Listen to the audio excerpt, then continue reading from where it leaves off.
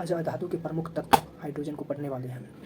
तो हाइड्रोजन के जो जो विशेषताएं हैं उसको देखने वाले हैं।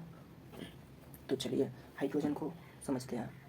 हाइड्रोजन की खोज हेनरी कैवेंडिश ने किया था। हाइड्रोजन की खोज हेनरी कैवेंडिश ने किया था और हाइड्रोजन का नामकरण लेवोजियर ने किया था। हाइड्रोजन का नामकरण लेवोजियर ने किया था और खोज हेनरी बेक्यूलर ने किया था। हेनरी कैवेंडिश ने किया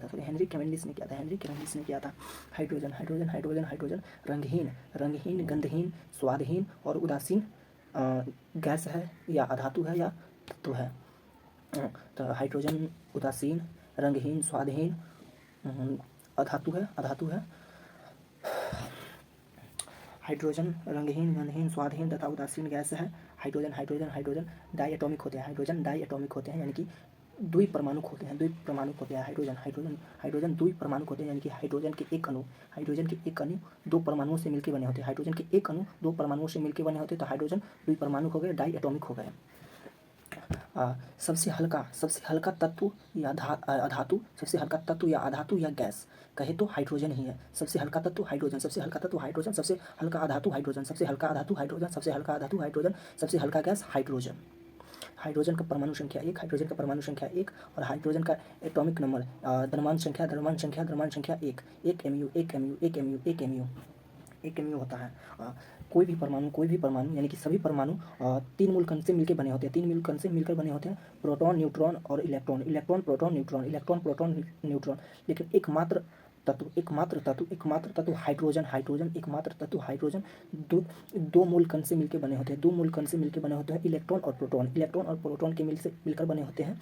हाइड्रोजन के परमाणु 2 मूल कण के मिलकर बने होते हैं, इलेक्ट्रॉन और प्रोटॉन। हाइड्रोजन के परमाणु में न्यूट्रॉन का अभाव होता है। हाइड्रोजन के परमाणु में न्यूट्रॉन का हाइड्रोजन अल्कली धातु होते हैं। यानी कि क्षारीय धातु होते हैं। अल्कली मेटल क्षारीय धातु होते हैं। हाइड्रोजन क्षारीय धातु आवर्त सारणी के वर्ग संख्या 1 में आते हैं। अल्कली मेटल आवर्त सारणी के वर्ग संख्या 1 में आते हैं और हाइड्रोजन वर्ग संख्या 17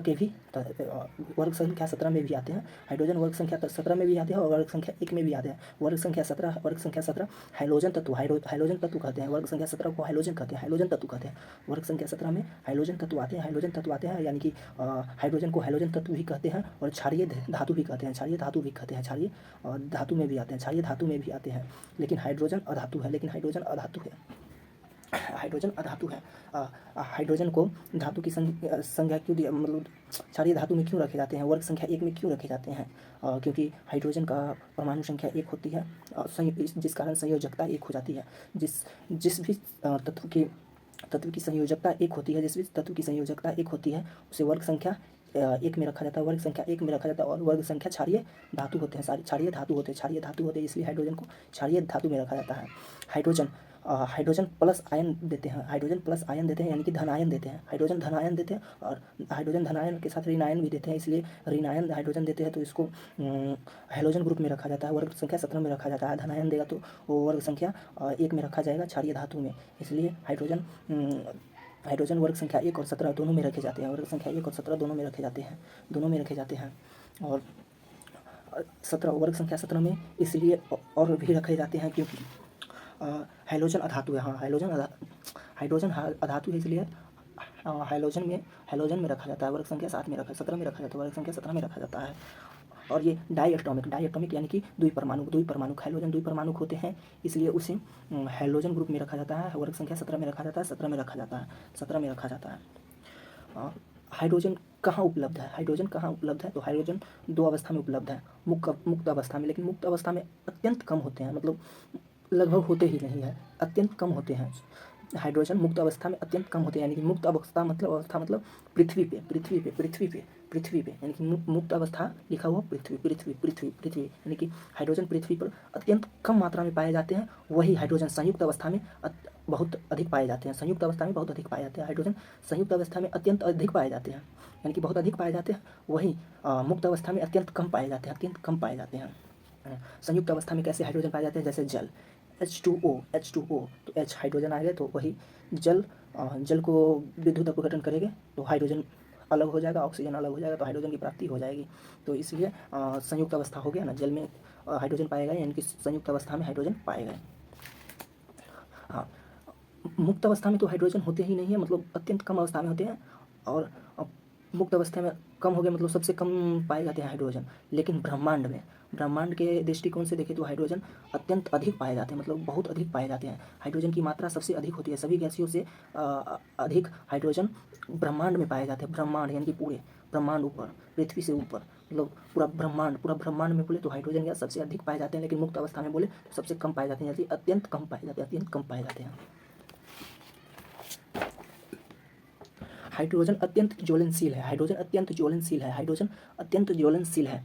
हाइड्रोजन जब ऑक्सीजन की उपस्थिति में जलती है, मतलब कोई भी तत्व हो वो ऑक्सीजन की उपस्थिति में ही जलेगी। ऑक्सीजन जहाँ अनुपस्थित रहेगा वो चीज़ वहाँ कुछ भी कोई भी तत्व नहीं जलेगा, यानी कि कोई भी तत्व ऑक्सीजन की उपस्थिति में ही जलेगा। यानी कि हाइड्रोजन जब ऑक्सीजन की उपस्थिति में जलेगा तो जल बनाता है और कुछ ऊष्मा बनाती है। जल बनाती है और ऊष्मा बनाती है, यानी कि ऊष्मा अवक्षेपण करती है।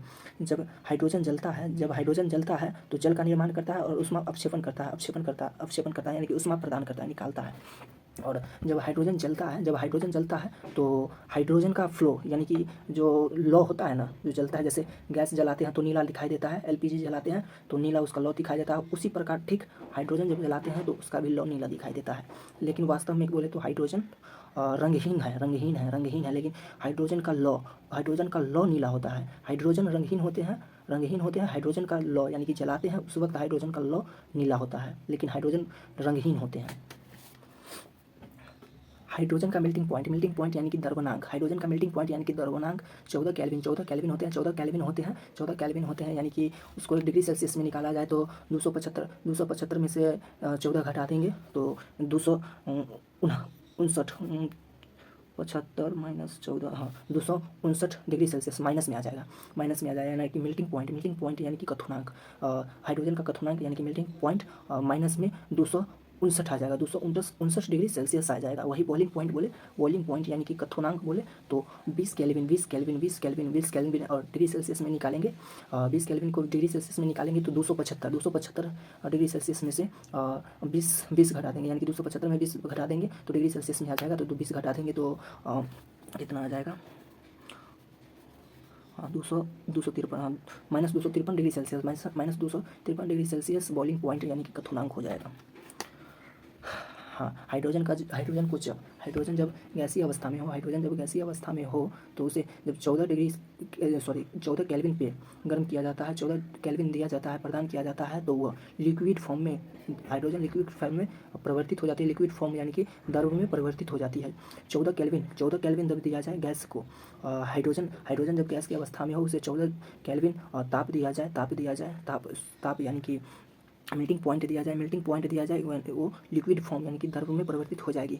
जब 20 केल्विन वही लिक्विड फॉर्म को, जब वो liquid form hydrogen liquid form में होगा यानी कि द्रव की अवस्था में होगा, उसमें 20 केल्विन दिया जाएगा उसको, तो वो फिर पुनः गैस के रूप में परिवर्तित हो जाएगी, यानी कि गैस के फॉर्म में हो जाएगा, यानी कि 20 केल्विन देंगे लिक्विड फॉर्म में, जब हाइड्रोजन लिक्विड फॉर्म में होगा और 20 केल्विन उसे प्रदान करेंगे तो फिर पुनः वह गैस के रूप में हाइड्रोजन परिवर्तित हो जाएगी। और जब गैस के फॉर्म में हाइड्रोजन हो, उसमें 14 केल्विन दिया जाए, ऊर्जा 14 केल्विन दिया जाए तो वो लिक्विड फॉर्म में परिवर्तित हो जाएगी, यानी कि गैस के फॉर्म से हाइड्रोजन को गैस के फॉर्म से लिक्विड फॉर्म में लाया जाए तो 14 केल्विन दिया जाएगा, और 14 लिक्विड फॉर्म को गैस में पुनः परिवर्तित किया जाए तो 20 केल्विन दिया जाएगा।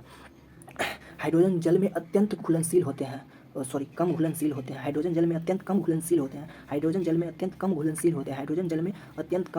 होते हैं जल में। हाइड्रोजन बनाने की प्रमुख विधि देखते हैं, प्रयोगशाला विधि।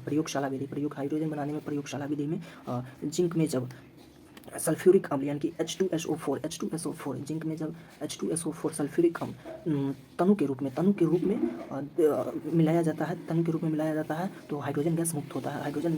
यानी कि जिंक में तनु सल्फ्यूरिक अम्ल डाल दिया जाए तो हाइड्रोजन गैस मुक्त होगा।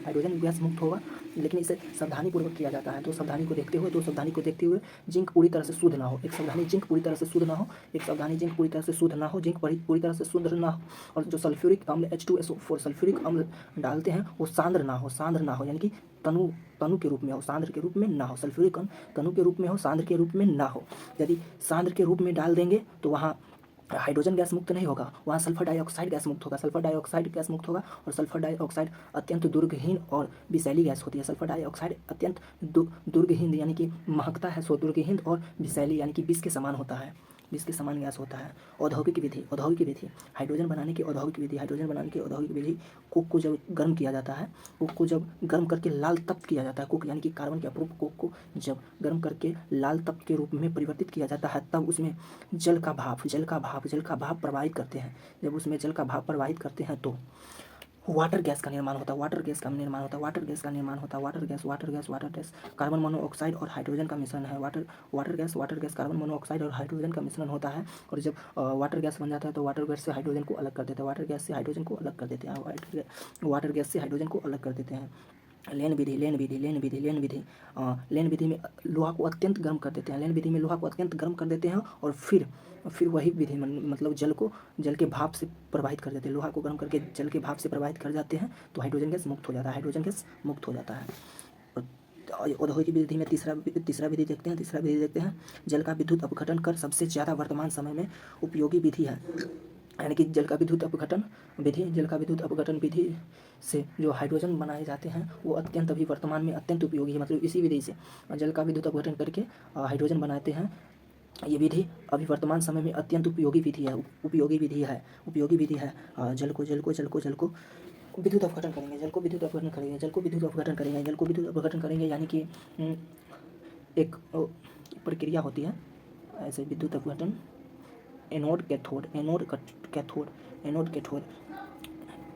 एनोड हो गए प्लस पॉजिटिव, और कैथोड हो जाएगा निगेटिव। जो पॉजिटिव होगा जैसे हाइड्रोजन पॉजिटिव देता है तो निगेटिव पे जाकर विद्युत आकर्षण की वजह से सट जाएगा। यानी कि हाइड्रोजन जाएगा कैथोड पे और ऑक्सीजन जाएगा एनोड पे यानी कि प्लस पे।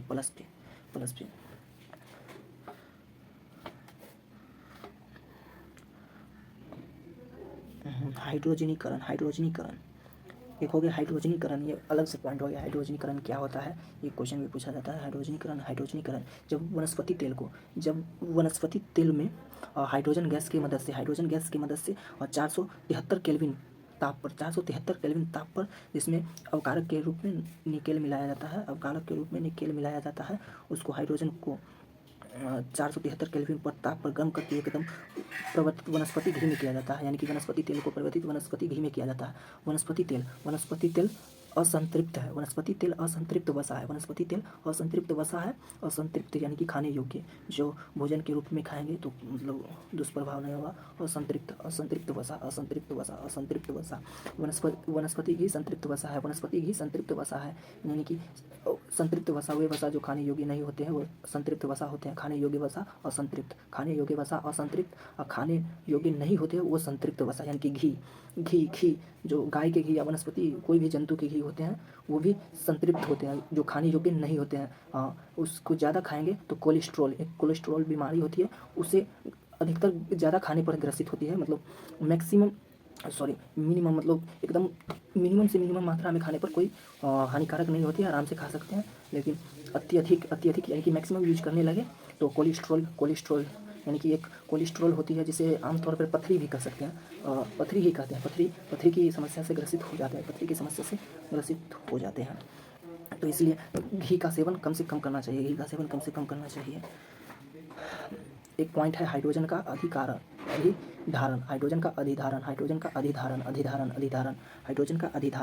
प्लेटिनम कोलाइडी प्लेटिनम।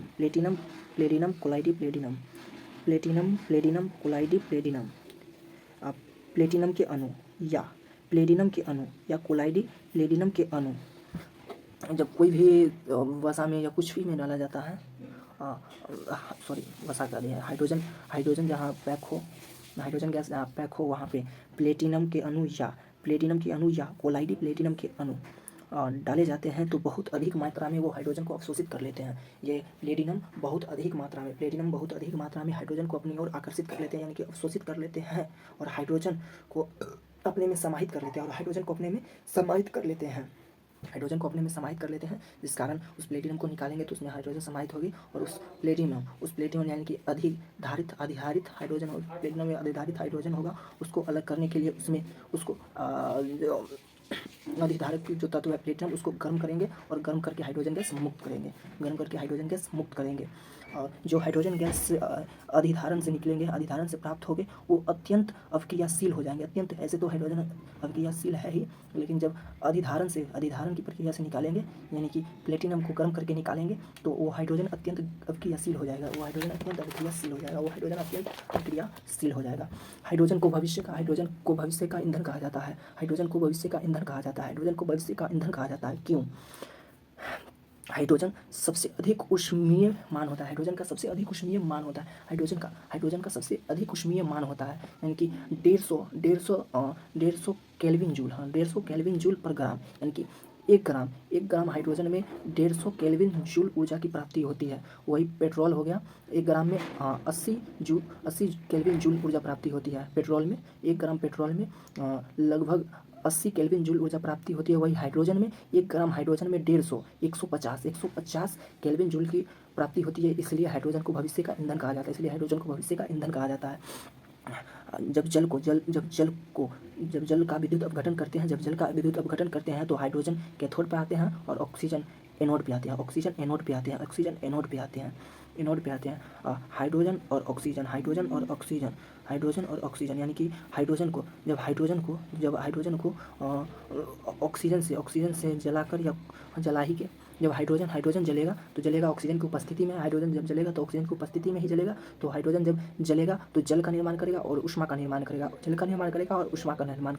जिस कारण हाइड्रोजन को भविष्य का ईंधन कहा जाता है। हो सकता है तो भविष्य में जल के उपयोग से बहुत सारे कार्य, जैसे कि वाहन चलाना, ये सब हो सकता है। ऐसे तो हाइड्रोजन का उपयोग करके अभी ट्रेन चलाया जा चुका है, लेकिन भविष्य में हमको लग रहा है कि, हमको नहीं मतलब इस प्रक्रिया से लग रहा है कि जल के उपयोग से कार चलाया जा सकता है। तो जल के उपयोग से कार चलाया जाएगा तो सिलेंसर से पानी फेंकेगा तो हाइड्रोजन को भविष्य का ईंधन कहा जाता है। हाइड्रोजन के प्रमुख यौगिक, बहुत सारे यौगिक हैं, मतलब प्रमुख यौगिक में आ गया एक जल, हाइड्रोजन के प्रमुख यौगिक में आ गया एक जल आ गया, एक हाइड्रोजन परऑक्साइड हाइड्रोजन के कुछ यौगिक हो गए, जिसमें प्रमुख यौगिक हो गए जल, H2O जल, और H2O जल हो गए, H2O2 हाइड्रोजन पर ऑक्साइड हो गए, H2O2 हाइड्रोजन पर ऑक्साइड हो गए, वही H2O जल हो गए। अब नहीं, अगले वीडियो में मिलते हैं।